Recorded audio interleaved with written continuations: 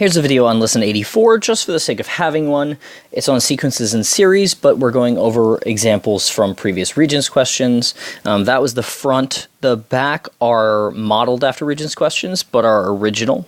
So I will go through one of the examples on the back, just in case you've forgotten anything. But to be honest, these are all like lesson 83, lesson 82, etc. If you watch those videos, you'll get a better explanation of this, but I'll just go through one of them.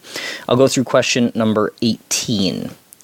A ball is dropped from 8 feet and is allowed to bounce. Each time the ball bounces, it bounces back to half its previous height. What sequence is created? Well, if it's dropped from 8 feet and it's allowed to bounce, it falls from 8 feet, then half, so 4 feet for the next bounce, then 2 feet for the next bounce, 1, ... That's the sequence. Now they want both the recursive sequence notation, the explicit sequence notation, and then they want the series notation. Okay, so if it's allowed to bounce 5 times. The recursive sequence notation always looks about the same. Let me go to some blank space over here. This is question number 8, if I recall. 18. Okay. So the sequence is 8, 4, 2, 1, ... Now is that arithmetic or is that geometric?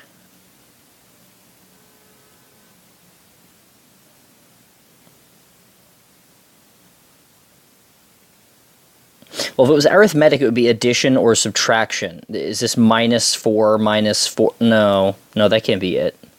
So it's not arithmetic. It's got to be geometric. So if I'm going to create the recursive version of this, the idea is that to get from each number to the one next to it, I'm multiplying by r. Let's find out what r is. 8 times r is equal to 4.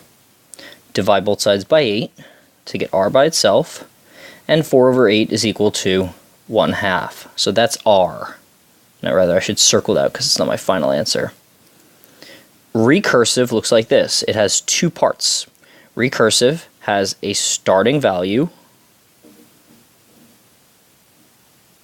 and it has a rule. The starting value is always going to look like this. A sub 1 equals. And it has a rule that always starts like this. A sub n is equal to a sub n minus 1, and then whatever happens goes there. So my first term is 8, and any term is equal to the term before it times 1/2. That's the recursive. So that was part B. Now part C asks for the explicit. Well, the explicit, if you go to your reference sheet,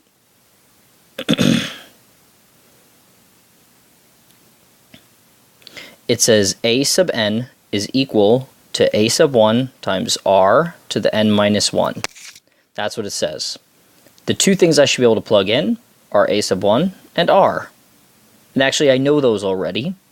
So a sub n equals 8 times 1/2 to the n minus 1 power. And that's going to be the answer for part C. Now, part D is asking you for the series notation if it bounces 5 times. Now, the series notation, if you've forgotten from lesson 83, the series notation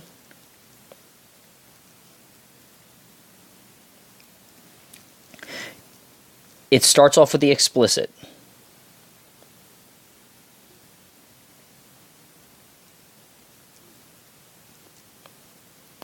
So you find the explicit notation.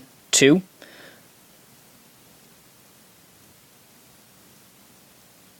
Cut off the part that says a sub n equals. 3. Add the big E, the sigma, the summation symbol, which I'll make a little bit neater. That's not any neater at all. Better. Add the summation symbol and the stuff at the bottom and the top. Okay? So the explicit notation, I've got that. I'm going to cut off the beginning. So I'm going to just write 8 times 1/2 to the n minus 1.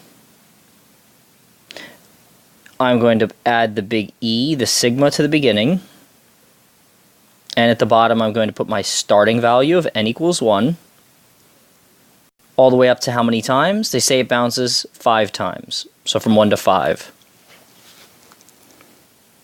This is the series notation. So this is part D. If they actually wanted me to add this up, all they're saying is plug in 1 through 5 here. I could do that. I could actually do that, and I'll show you how on the calculator, just in case it comes in handy on one of the later questions. So here's the idea. My plug-in values are 1 through 5. So if I go to my calculator, I'm going to plug those in. So go to my calculator. I'm going to go to Stat. This is all in the previous lesson too. Stat, Edit. I'm going to clear out the lists that are already in there. My input values are going to go into L1, so I want 1 through 5. 1, enter, 2, enter, 3, 4, 5. And now my function. So I'm going to go in here, I'm going to go up to the title, and I'm going to hit enter, because I'm going to define the whole list. So the whole list is defined as 8 times 1/2 raised to the n minus 1. But our values are in list 1, so instead of n, we're going to use second 1, gives me L1 minus 1. And let's see. Enter. Yep, those numbers look familiar. 8, 4, 2, 1, and 0.5. Now, if you have a lot of these, like you will for one of the later questions, I don't want to have to add these up manually. So what I'm going to do is I know that they're in list 2. I'm going to back out, so second mode will quit. I go into second stat for the list functions. I'll go over to math and go down to sum. And I'll sum up second 2. That's list 2 right there. 15.5 would be the answer. If they were asking for that, which for question 18 they weren't. But I just wanted to give you a run through of how to do that in case you need it for one of the later questions. If you have any issues with that, back up a lesson or two until you find the one about series, because I went through a full explanation on that one. So good luck. See you in class.